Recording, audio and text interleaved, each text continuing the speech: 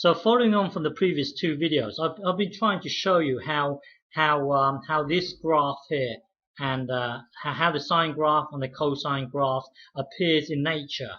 Okay, so here's another example here. Suppose you're designing a building here. This is your normal standard building. If the wind is blowing, the building sways back and forth. It sways like this, sways here and it sways here. So it will sway back and forth here.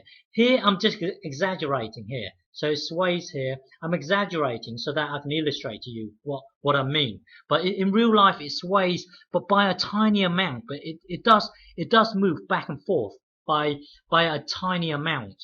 So if you were to look at this point here, you can actually plot a graph. And here, if you want to design a good building, you're going to need to understand cosine, or you're going to need to understand sine. You see, this thing here, this graph here occurs or appears when you design buildings, or during an earthquake. When it's a small earthquake, this building actually moves back and forth. And then for you to design a good building that can resist earthquakes, then you're going to need to understand cosine and sine. Okay, here's another example. If you connect a battery here, this is a battery, connect it to a motor, so the electricity will flow round and round like this. As it flows through here, it turns a motor inside here, and the motor then turns a blade, giving you, well, the blade will spin around like this, giving you wind. Okay, it will create wind here.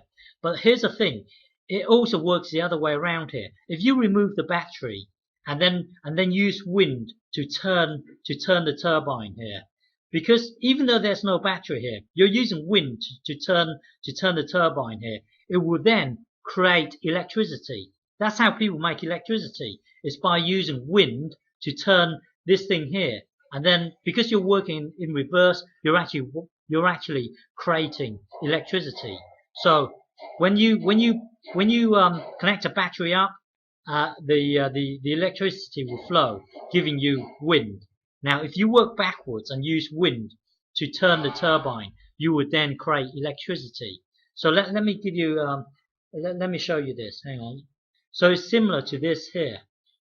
You see, inside a motor, there's a magnet, and when you move a copper wire in a magnetic field, now it doesn't matter if you don't understand this. Your science teacher will explain it to you.